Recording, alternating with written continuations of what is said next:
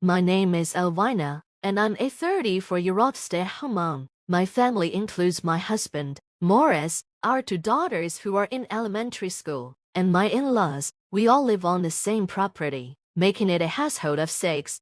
Before getting married, I worked night shifts. However, Morris suggested I quit because he didn't like the idea of us not seeing each other often. So, I left my job and focused on raising our kids. Once they were older, I worked part-time. Initially, I wasn't excited about living with my in-laws because I didn't know them well, and I thought it might cause stress. Morris assured me before marriage that we wouldn't have to live with them, which gave me relief. But soon after we got married, Morris changed his mind. He said, "I'm worried about my parents. What if we live on the same property? It's not like we'll be in the same house." I protested, but Morris countered with, "Do you dislike my parents that much? I just want to be close to them in case something happens. Wouldn't you want the same for your parents?" I couldn't argue, since my parents were healthy and living with my brother and his wife. Before I agreed, Morris told me his parents had already started building a house on our property. I felt cornered and reluctantly agreed to live together under one condition: we wouldn't interface in each other's lives.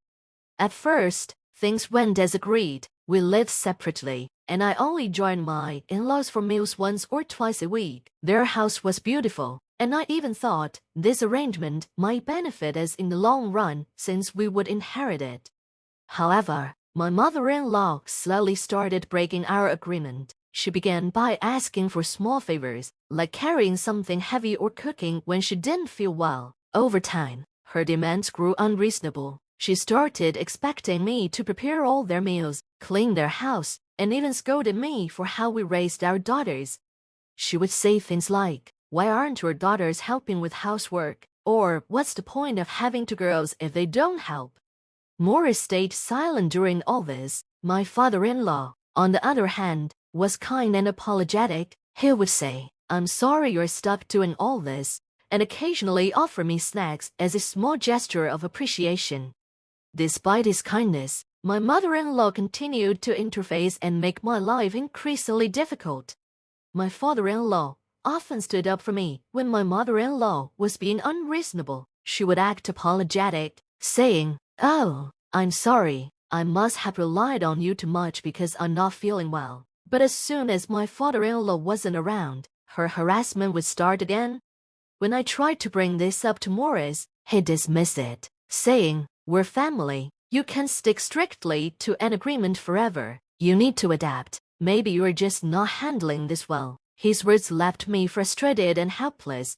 One day, my mother-in-law suddenly collapsed at home. We called an ambulance, but she passed away from a seizure. I felt conflicted, sad for the family, but also relieved that her harassment had ended. Unlike her, my father-in-law had always been kind to me. I felt differently about him, so I willingly helped care for him after her passing. He often thanked me, saying, "I'm sorry for breaking our agreement. I can't manage on my own, and I truly appreciate your help." My daughters adored their gentle grandfather, and we shared some peaceful days together. But this peace didn't last. A few months later, my father-in-law also collapsed. He survived but became bedridden, requiring constant care.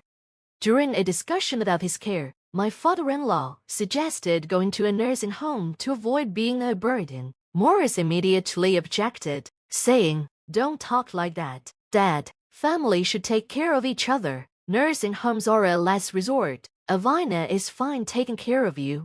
I was shocked that Morris volunteered me without asking. While I loved my father-in-law and wanted to support him, full-time caregiving was a huge responsibility, especially with 2 young kids to look after. Morris made it clear he wouldn't help, leaving me to manage everything on my own.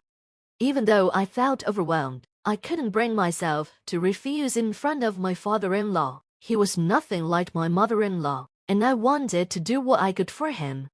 I had no choice but to agree to care for my father-in-law. As expected, it was extremely challenging. I helped him with meals, bathing, and bathroom visits. Since he was a strong, elderly man and the opposite sex, we both sometimes felt uncomfortable.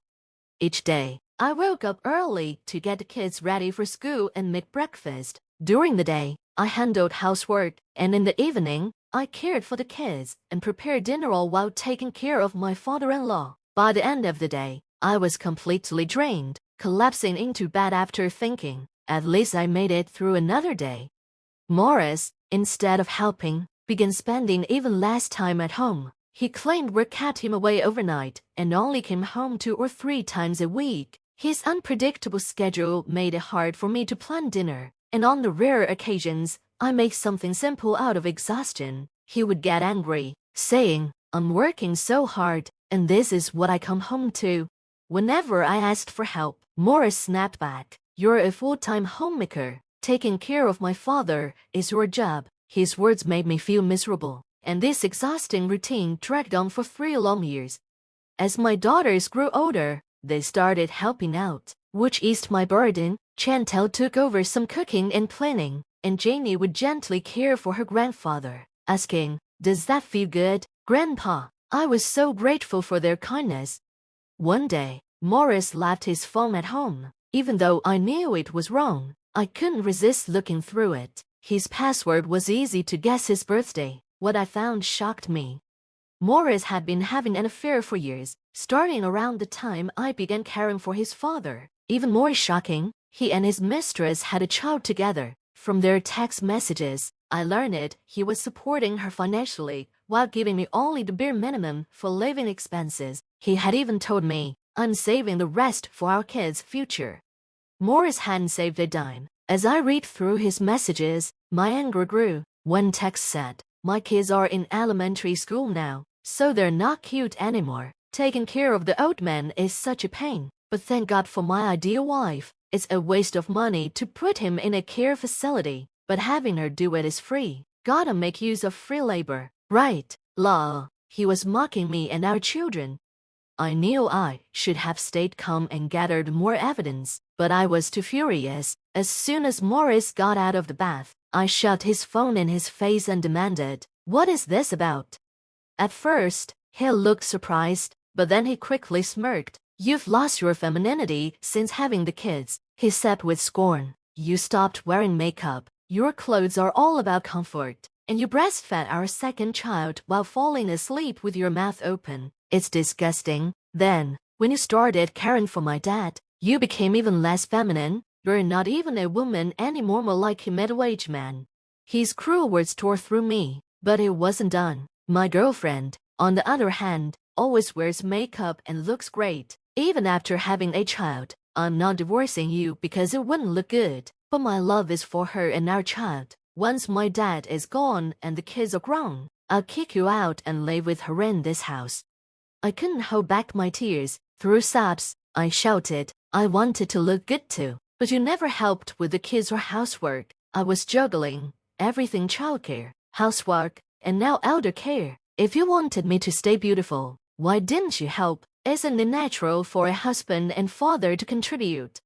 Morris didn't care. Other women managed to stay attractive while raising kids. He said coldly, "You're just not efficient. You're a stay-at-home mom. You have no right to complain to me, the one putting food on the table. If you don't like it, you're free to divorce me." But let's be honest, at your age, mid-30s, finding a good job won't be easy. You think you can raise the kids on just a little alimony and compensation.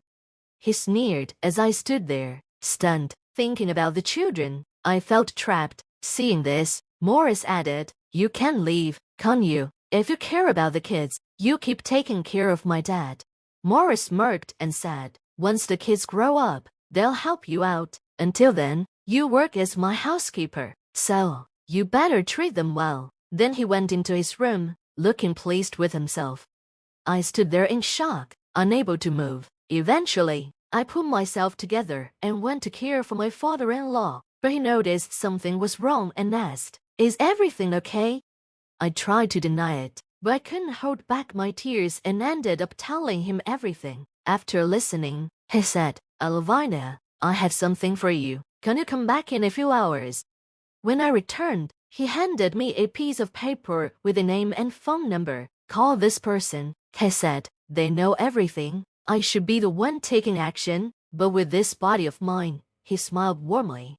A few days later, Morris announced, I'll be away on a business trip for a week. Not that it matters, you might as well call it what it is. I'm going sightseeing. His arrogance fueled my determination. While he was gone, I acted. A week later, Morris called me in a panic. What the hell happened? I came home, and everything is gone. I calmly replied, "Oh, how was your week-long affair trip? Did you enjoy it?" He shouted, "Stop messing around. Tell me what's going on." I explained everything. The contact my father-in-law gave me was Mr. Quarry, an old friend of his and a prominent landowner in the region. Mr. Quarry had always wanted the land where our house stood, but my father-in-law refused to sell because he planned to leave it to Morris.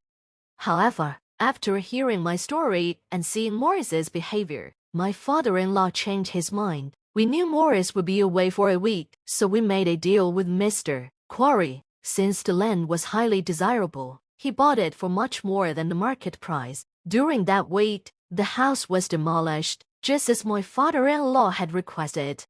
When Morris came back, all he found was an empty lot. I told him, "We're using the money from the sale to build a new home in where you have no place." Morris, desperate, tried to persuade me to stay with him. Morris sneered, "But you're jobless, aren't you? Even if Dad builds you a house, you can't expect to live off him forever. What are you going to do without my income? Life will be hard, right?" I replied calmly, "Don't worry about that. I had my concerns, but my father-in-law and Mr. Quarry have helped a lot. An acquaintance of theirs who runs a company offered me a job, and I've accepted it." Then I added, "But Morris, shouldn't you be worrying about yourself instead?" Morris, looking suspicious, asked, "What do you mean?"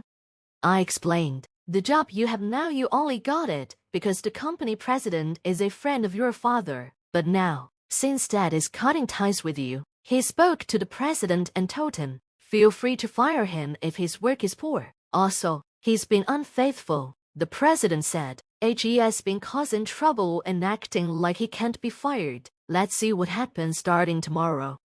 All I heard on the other end of the line was a surprised "what?" followed by silence. Then Morris tried to backtrack, saying, "I might have said some things out of anger before, like leaving you in the future, but I didn't mean it. We're family, we should stick together. Can you talk to Dad for me?"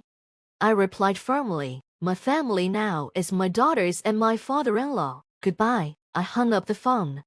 Morris called repeatedly after that, but I ignored him. Eventually, we finalized our divorce. I claimed compensation from Morris and his mistress, since I had plenty of evidence of their affair, which Morris never bothered to hide. Later, I learned from the company president that Morris had also been embezzling money to support his double life. He was fired, sued for damages, and lost everything: his job, and even his mistress, who left him when she realized he had no money. Now, Morris spends his days working multiple part-time jobs to pay off his debts and child support. As for me, I'm living with my daughters and my father-in-law in a temporary rental home until the new house Dad is building for us is ready. When he offered to build the house, he said, "I'll be moving into a care facility soon. I want you and the girls to live happily here." But I insisted, "What are you talking about, Dad? We're family. Besides, the girls would be sad without you. Let's live together." My daughters held his hand and said, "We want to live with Grandpa." With tears in his eyes, Dad thanked us. While taking care of him can be challenging, we're managing with the help of home assistants and daycare services. Together, as a family of 4, we're looking forward to moving into our new home and enjoying our future together.